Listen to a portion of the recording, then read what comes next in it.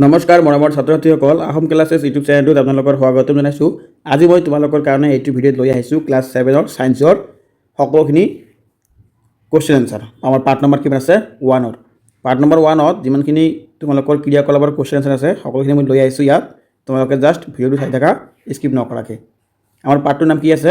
আমাৰ চাৰিওফালৰ ভৌতিক আৰু ৰাসায়নিক পৰিৱৰ্তন।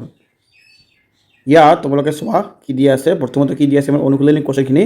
এইবিলাক MCQ টাইপ কুৱেশ্যন, তোমালোকে জাষ্ট টিক মাৰ্ক দিব লাগে। এতিয়া তোমালোকৰ সকলোবিলাক ছাবজেক্টতে MCQখিনি বেছি দি আছে গভৰ্ণমেণ্টে, কাৰণ মেট্ৰিক আৰু ক্লাছ 9ৰ 40 মাৰ্কছ জাষ্ট MCQ আহে। সেইকাৰণে তোমালোকক এতিয়াৰ পৰাই অলপ মানে অভ্যাস কৰি আছে। গতিকে তোমালোকে MCQত ফ'কাছটো বেছি দিবা এবাৰ। এতিয়া আমি প্ৰথমতে আৰম্ভ কৰিম কি কুৱেশ্যন নম্বৰ 1, শুদ্ধ উত্তৰৰ গ'লটো সম্পূৰ্ণ পূৰ কৰা। যেনেকুৱা 1 নম্বৰত কি দিয়া আছে? তলৰ কোনটো ভৌতিক পৰিৱৰ্তনৰ উদাহৰণ? ইয়াত আমাৰ সঠিক উত্তৰটো হ'ব ই নম্বৰটো, আৰু তোমালোকে ইয়াত ই নম্বৰটো এনেকৈ পূৰ কৰি দিবা। তাৰপিছত 2 নম্বৰত কি দিয়া আছে? তলৰ কোনটো ৰাসায়নিক পৰিৱৰ্তন? এইটো আমাৰ চি নম্বৰটো, আৰু তোমালোকে চি নম্বৰটো এনেকৈ ইয়াত পূৰ কৰি দিবা। তাৰপিছত 3 নম্বৰটো কি দিয়া আছে চোৱা? তলৰ কোনটো পৰিৱৰ্তন প্ৰত্যাৱৰ্তন কৰিব নোৱাৰি? ইয়াৰ এনচাৰটো আমাৰ ডি নম্বৰ। তোমালোকে ইয়াত ডি নম্বৰটো এনেকৈ পূৰ কৰি দিবা। তাৰপিছত 4 নম্বৰটো কি কৈছে আমাৰ? তলৰ কোনটোৱে লোৰ বস্তুত মামৰে ধৰা প্ৰতিৰোধ বা লেহেম কৰিব পাৰে? ইয়াৰ উত্তৰটো হ'ব আমাৰ কি? পৃষ্ঠখনত ৰং বা তেল সানা, মানে তেল লগালে। এইটো হ'ব আমাৰ বি নম্বৰটো। এতিয়া 2 নম্বৰত তলৰ কোনটো উক্তি ৰাসায়নিক পৰিৱৰ্তনৰ এক বৈশিষ্ট্য? ইয়াৰ উত্তৰটো হ'ব আমাৰ 1 আৰু 2। এইটো দুটাই আমাৰ উত্তৰ হয়, 1 আৰু 2। সেইকাৰণে হ'ব আমাৰ এই নম্বৰটো সঠিক উত্তৰ 1 আৰু 2। তাৰপিছত 3 নম্বৰত কি কৈছে? তলৰ কোনটো প্ৰত্যাৱৰ্তন কৰিব পাৰি আৰু কোনটো প্ৰত্যাৱৰ্তন কৰিব নোৱাৰি? ইয়াত এ আৰু চিটো হ'ব সঠিক উত্তৰ। তাৰপিছত তোমালোকে 4 নম্বৰত কি দিয়া আছে? তলত দিয়া শুদ্ধ নে অশুদ্ধ? যদি অশুদ্ধ হয় সেইটো শুদ্ধকৈ লিখা। ইয়াত কেইটামান চেণ্টেঞ্চ দিয়া আছে, ইয়াৰ ভিতৰত চাব লাগিব তোমালোকৰ কোনটো শুদ্ধ আৰু কোনটো অশুদ্ধ, আৰু যদি শুদ্ধ আছে তোমালোকে এইটো সঠিকভাৱে লিখিবলৈ কৈছে। ইয়াতে মই লৈ আহিছোঁ, তোমালোকে চাই থাকা। তলত দিয়াবোৰ শুদ্ধ নে অশুদ্ধ? যদি অশুদ্ধ হয় সেইটো শুদ্ধকৈ লিখা। ইয়াত চোৱা কি দিছে? প্ৰথমতে এই নম্বৰত দি আছে পানী বৰফ হোৱাটো এটা ৰাসায়নিক পৰিৱৰ্তন।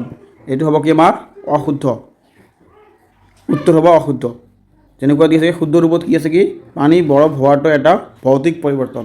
পানী বৰফ হোৱাটো এটা ৰাসায়নিক পৰিৱৰ্তন বুলি আমি ক'ব নোৱাৰি। পানী বৰফ হোৱাটো এটা কি হ'ব? আমাৰ এইটো ভৌতিক পৰিৱৰ্তন। তোমালোকে এইটো ভালকৈ মনত ৰাখিবা। এইটো এক্সামত অহাৰ তোমালোকৰ চান্স আছে, খুবেই চান্স আছে এইটো এক্সামত অহাৰ। এইটো ভেৰি ইম্পৰ্টেণ্ট বুলি তোমালোকে ছাইডত লিখি ৰাখা। বি নম্বৰত কি দি আছে? কাঠ জ্বলালে ছাই, কাৰ্বন ডাই অক্সাইড, জলীয় বাষ্প আদি নতুন পদাৰ্থ উৎপন্ন হয়। এইটো কি হ'ব আমাৰ উত্তৰটো? শুদ্ধ উত্তৰ এইটো।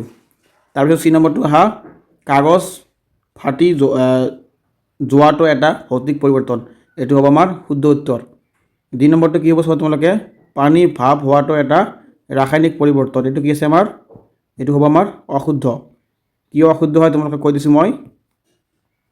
শুদ্ধ ৰূপটো কি হ'ব? পানী ভাপ হোৱাটো এটা আমাৰ ভৌতিক পৰিৱৰ্তন। পানী ভাপ হোৱাটো আমাৰ ৰাসায়নিক পৰিৱৰ্তন নহয়। এতিয়া তোমালোকে 5 নম্বৰত খালী ঠাই পূৰ কৰা। এইবিলাক কুৱেশ্যন তোমালোকৰ কাৰণে খুবেই ইম্পৰ্টেণ্ট হয়। খালী ঠাইবিলাক তোমালোকৰ আহি থাকে, এইবিলাক তোমালোকে স্কিপ কৰি যাব নোৱাৰা এক্সামত।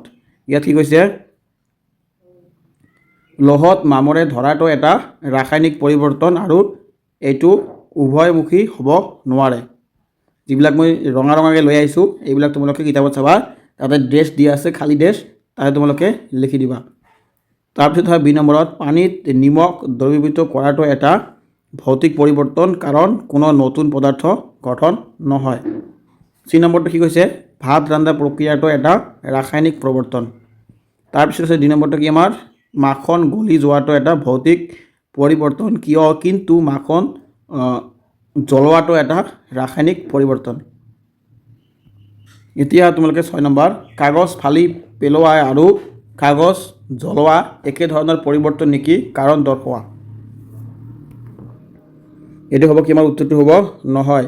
কাগজ ফালি পেলোৱা আৰু কাগজ জ্বলোৱা একে ধৰণৰ পৰিৱৰ্তন নহয়। কাৰণটো কি আছে আমাৰ চোৱা? কাগজ ফালিলে তাৰ আকাৰহে পৰিৱৰ্তন হয়, কোনো নতুন পদাৰ্থৰ সৃষ্টি নহয়। সেয়েহে ইয়াৰ এটা ভৌতিক পৰিৱৰ্তন।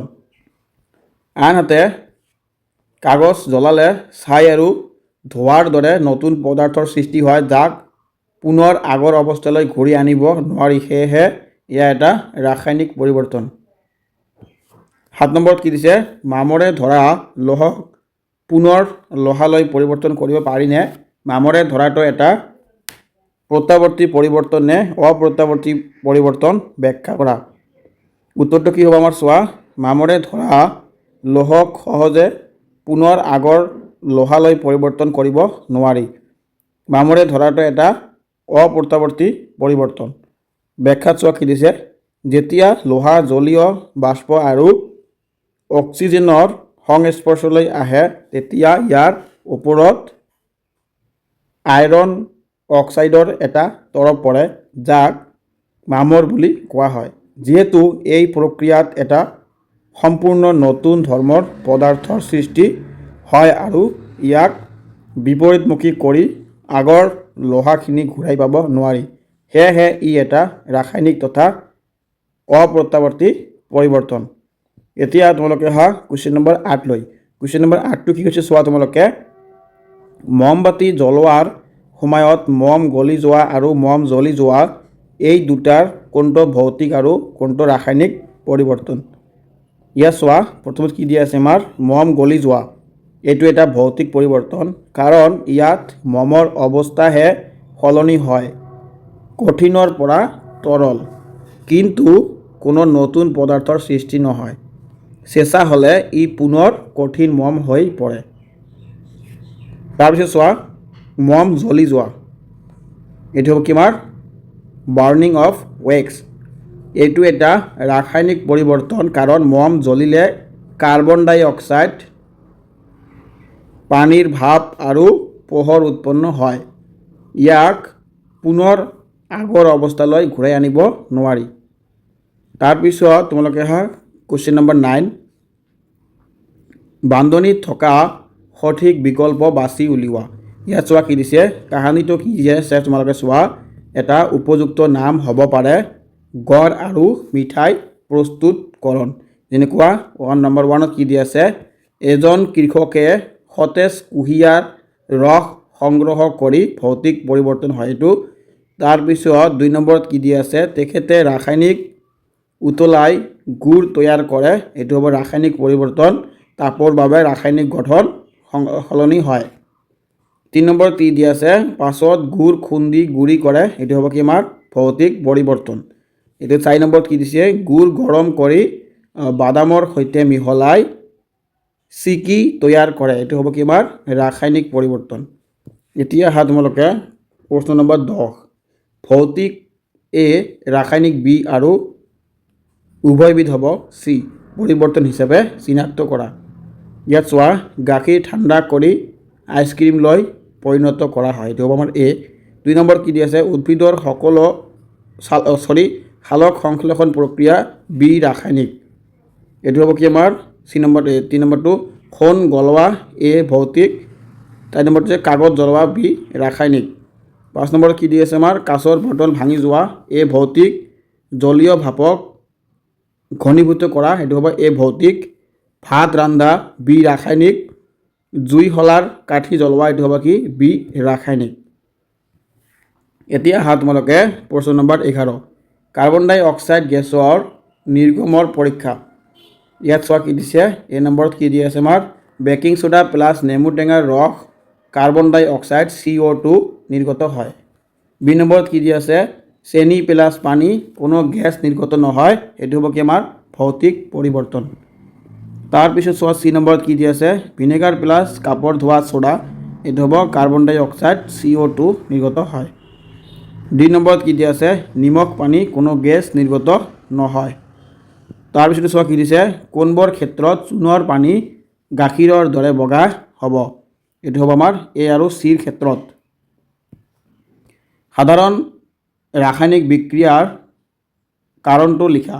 ইয়াত হ'ব যেতিয়া কোনো এচিড যেনে নেমুৰ ৰস বা ভিনেগাৰ কাৰ্বনেট বা বাইকাৰ্বনেট যুক্ত পদাৰ্থ যেনে বেকিং ছ'ডা বা কাপোৰ ধোৱা ছ'ডা সৈতে বিক্ৰিয়া কৰে তেতিয়া কাৰ্বন ডাই অক্সাইড গেছ উৎপন্ন হয়। এই গেছ চূণৰ পানীৰ মাজেৰে যাবলৈ দিয়ে কেলছিয়াম কাৰ্বনেট নামৰ এটা বগা অধক্ষেপ সৃষ্টি হয়, যাৰ ফলত চূণৰ পানী গাখীৰৰ দৰে বগা দেখা যায়। ছাত্ৰ ছাত্ৰীসকল মোৰ ভিডিঅ'টো ইয়াতে সামৰণি মাৰিম। তোমালোকে যদি ভিডিঅ'টো চাই আছা কি কৰিবা, তোমালোকে নিঃসন্দেহে তোমালোকে কমেণ্ট কৰিবা তোমালোকক যদি আৰু এনেকুৱা ধৰণৰ ভিডিঅ' লাগে বা বেলেগ চেপ্টাৰৰ কিবা কুৱেশ্যন লাগে বা তোমালোকৰ এক্সামৰ কাৰণে কিবা যদি হেল্প লাগে তোমালোকে জাষ্ট কোনো টেনশ্যন নকৰাকৈ কমেণ্ট কৰিবা। মই তোমালোকৰ কমেণ্টত সকলোখিনি দি দিম। গতিকে তোমালোকে ভালকৈ পঢ়া। আজিৰ ভিডিঅ'টো মই ইয়াতে সামৰণি মাৰিলোঁ। তোমালোকে ভালকৈ পঢ়া আৰু আগুৱাই যোৱা। ধন্যবাদ।